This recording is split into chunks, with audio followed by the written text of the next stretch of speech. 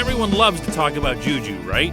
And increasingly, of late, there's a lot of discussion and debate about whether or not the Steelers should keep JuJu from becoming a free agent. I have a pretty strong viewpoint on this, but it won't be based on 99.999% of the criteria that everyone else is using. Good morning to you. Good Friday morning. I'm Dan Kovacevic of DK Pittsburgh Sports. This is Daily Shot of Steelers. I do one of these every Monday through Friday, bright and early in the morning. If you're into hockey and or baseball, I also offer up daily shots of Penguins and Pirates. JuJu does his thing. He dances on logos. He prioritizes the branding of his name. He doesn't look like he's moved at all whenever the Steelers lose. And that's going to be the kind of thing that some people will have a really hard time with, and others, more likely due to generational differences, won't. My own take on that stuff is, whatever. It's just whatever. It's there. I'll have a fun conversation about it if anybody wants to, and share my own viewpoints, whether those are viewpoints established in the past or viewpoints from listening to younger people today and trying to get their sense for why they think he's so awesome. And I'm open-minded on that front. But I don't want the Steelers to re-sign him. And it's got nothing to do with any of that stuff. I'm sorry, it just doesn't. Because the fact of the matter is, he just hasn't been a very good football player for the last couple of years. This segment of Daily Shot is brought to you by our new partners at Fubo TV. If you're paying around $200 a month for cable, as most of us do, Fubo TV is $65 a month to watch all the same channels with an emphasis on sports, and now including AT&T Sportsnet Pittsburgh, meaning you can watch all the Penguins games, all the Pirates games, and you've basically lost all your excuses to hang on to cable.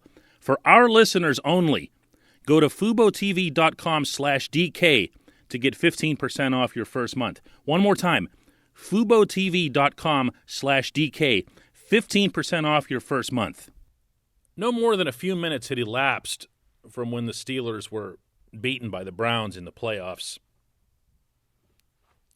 Then did Ben Roethlisberger take to the Zoom room and find a way to let all of us on the call and in the stadium know that it'd be really nice if the Steelers brought JuJu back.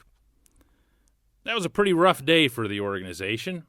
It's a pretty rough day for the quarterback and his center and a lot of other people. But Ben still found it important enough in that moment, in that setting, to send a signal, not to us, not to you, but directly to the people running the Steelers, that it would be awesome to have JuJu back. He even threw out JuJu's popularity in trying to make the argument, saying he believed that it would be something that a lot of fans could get behind. I'm not sure I understand that, because this quarterback didn't use JuJu to his capabilities, didn't find him, much less hit him downfield so that he could stretch things out, and in fact showed a very, very clear preference for Deontay Johnson whenever he needed to move the sticks, and Chase Claypool when he needed to put up points. JuJu couldn't have been a more distinct number 3 wide receiver in this offense, even if he'd been someone who took 82.2% of all of his snaps out of the slot. Oh, wait, he did. Ranking number 1, actually, among all NFL wide receivers in that category. He's a slot receiver. He's a slot receiver. He's become that. He is no longer the JuJu big play rookie that had everyone all wound up and had him on that, remember the NFL Centennial commercial where he was right out there with all these living legends because the league thought, wow, here's the next bright star who's eventually going to end up in Canton, and he's, a big deal on social media, so here's a way that we can get this commercial to connect with the kiddies instead of just showing Larry Zonka and Joe Green and everybody. One problem has materialized since that year. He no longer makes big plays. He makes lots of small plays. I'm going to read you some other numbers. First, his base stats are what they are. 97 catches, which is impressive. They were 7th in the league. Been through the ball a lot. 831 receiving yards. Not so great, but 36th in the league. Yards after the catch, 301. Not good. 70th in the league. In the red zone, he wasn't particularly good, only targeted at a rate of 20.3% down there, meaning when Ben had options who he was going to target, he went to JuJu only 20% of the time. That's 91st in the league.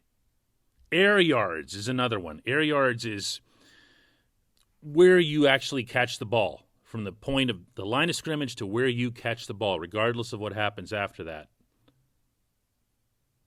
JuJu had 735. That ranked 61st in the league. His average target distance, where he was when Ben was trying to hit him on a pass, was 5.8 yards.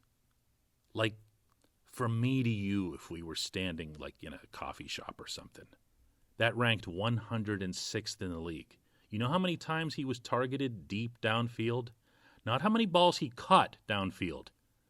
Not how many he could have caught, whatever. He was targeted 6 times the entire season. 94th in the league. I think you're getting the idea here. The Steelers need to spread their offense out. The Steelers need to stretch things. The best way to do that, in addition to taking full advantage of Deontay Johnson as a true number 1 wide receiver in the NFL, which I believe he is. I know he had the episodes with the drops and everything like that. I happen to believe in him. I think there's a lot to like there, including off the field, I might add. Deontay's your number 1. Chase Claypool is your clear number 2. He's your deep threat. He's your Martavis Bryant, if you will, back when Martavis looked like he was going to be the next big thing. Chase has all that, and he's capable of, getting the short distance plays too. He's capable of moving the sticks, and he's capable of doing tough things to make things happen at the goal line. And then you have James Washington, who, for reasons I've not understood at all, has been grossly underutilized, not just by the head coach, not just by the coordinator. And when we're talking about the last couple of years, we're obviously talking about Randy Fichtner, but also by the quarterback. Ben's always talking about how he's lobbying to get James on the field, James comes on the field, and Ben doesn't do anything with him. When he did, James Washington, for the most part, made plays. Those are my 3 wide receivers. Now, yeah, somebody's going to get hurt. You're going to need more. You're going to need depth. I get that part. But are you going to pay JuJu a free agent's wage to be depth? Because that's what he should be. That's what he should be. I feel like I need to reiterate the disclaimer here. I really don't care what he does off the field. I don't care how he is with reporters, how he is with me, how he is with you. I don't care if he's giving out money left and right and doing all these good deeds and whatever. He's going to do that wherever he is. Good for him. Wonderful. Not what we're talking about. believe it or not, it's okay, Pittsburgh, to talk about actual football, which is usually my intent here, almost always my intent here. I wouldn't be paying JuJu as a free agent because that money can be far better allocated by this football team. Never mind who you could keep on defense who's a better football player who has a bigger impact than JuJu, like, for example, Bud Dupree, Mike Hilton, and I could even make an argument for Cam Sutton in that context as well because Joe Hayden's not going to be around forever. There's 3 guys on defense right there alone that I'd rather see JuJu's money go to. But even on offense, you know what the Steelers really need on offense? If you're looking to spend money? Presuming that they don't get some big-time running back in the draft, they could sure use one out of free agency. Presuming Marquise Pouncey retires, and I've gotten the feeling that that's a pretty safe presumption, you're going to need a center, and you're going to need a center through trade or free agency. You're not going to be able to get one out of the draft and have that individual, that kid, show up in Latrobe and do what Marquise did and just knock everybody over on the first day. Marquise was special.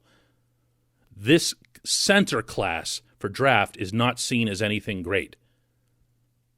You want to spend money? Go get a center. Go pay up for a big-time center to help anchor an offensive line that's otherwise going to be frighteningly young. That matters. That's where you put your cash. You don't put it into your 4th best wide receiver. Not a narrative, not off the field, not any of the nonsense, purely for football reasons. When we come back, just one question.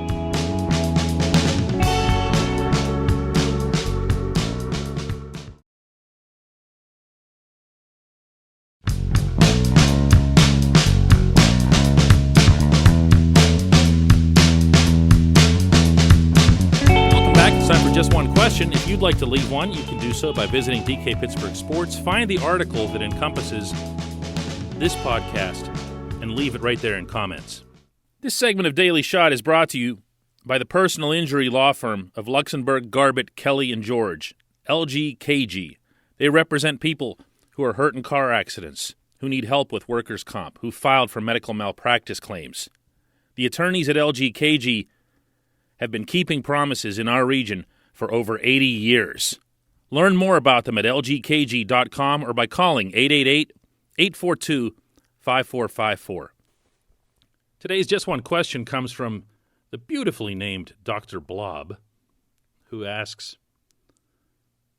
my question is simple.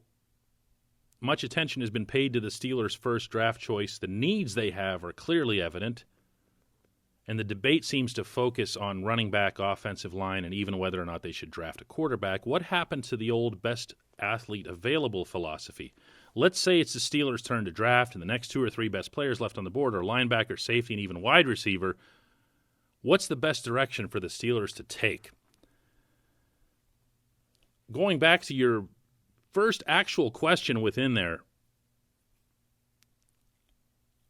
I would say what happened to the old best athlete available philosophy is nothing.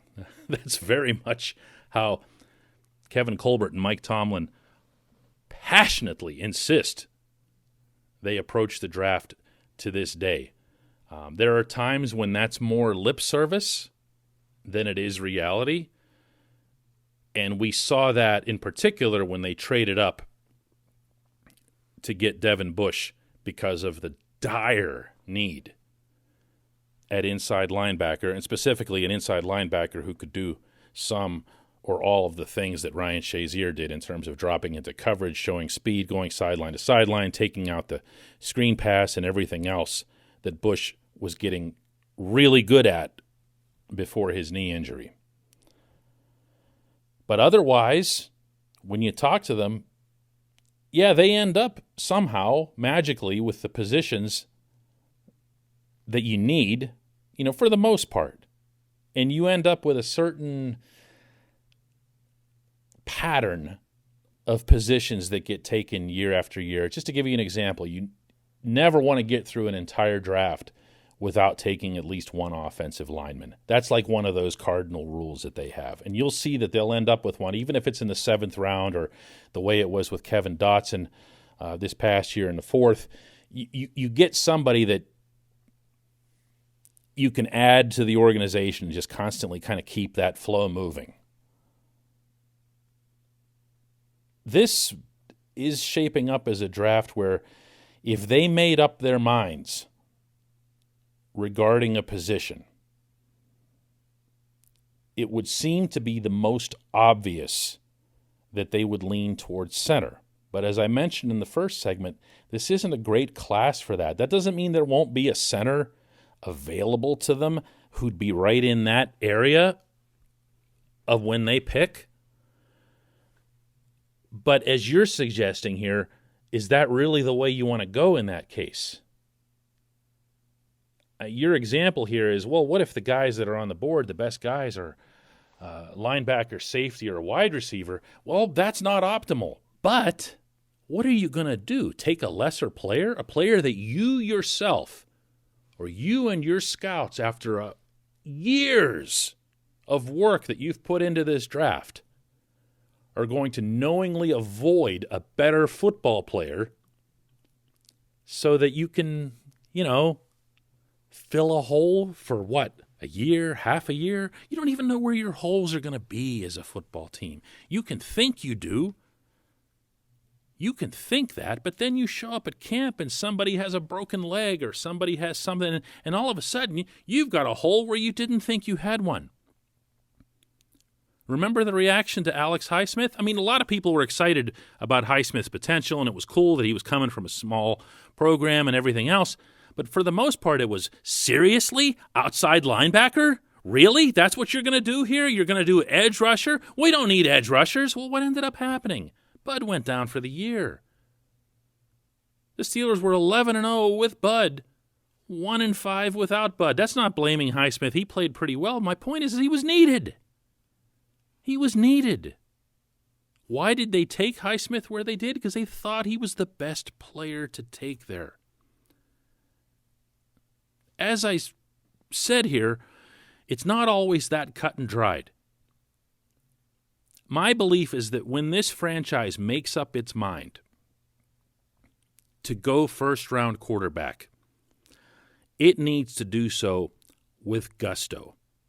If you're going to give up additional payment to trade up and get Devin Bush, who's not nearly as important with respect to this franchise as whoever the next franchise quarterback is, to me, you go into the process with gusto. If you believe that there's a quarterback available to you in the upper half of the first round or the top 10 of the first round or however the actual quarterback class itself staggers itself out, you go after it. You don't mess around.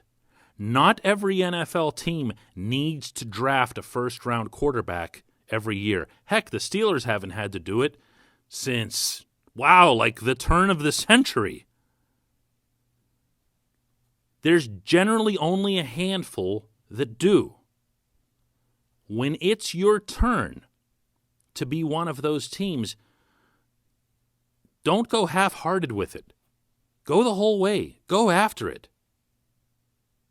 Figure out who it is that you want, what games you have to play to try to throw other people off the scent and hope that they don't take that guy, and know what position you have to move up to in order to ensure that you get this quarterback.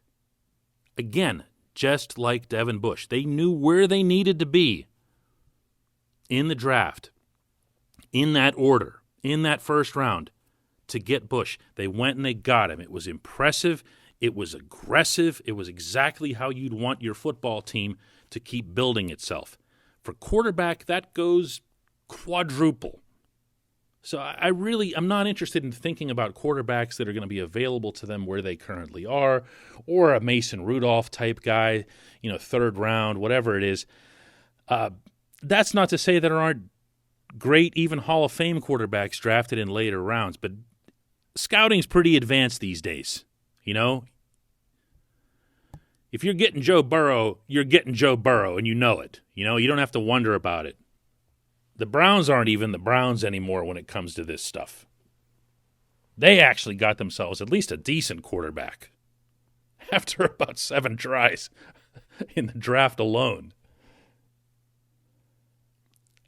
I'd like to see them go with best athlete, but I wouldn't mind if the best athlete ended up being somebody who fit. And I think, to answer your question, that's how the team approaches it as well. Thanks so much for that. Thanks to everybody for listening, not just today, but all week. Again, we do this Monday through Friday. If you like what you're hearing, go to your podcast platform and leave a nice review. That really helps, by the way, with the rankings and stuff like that. And it'll make a big difference toward having this podcast continue growing.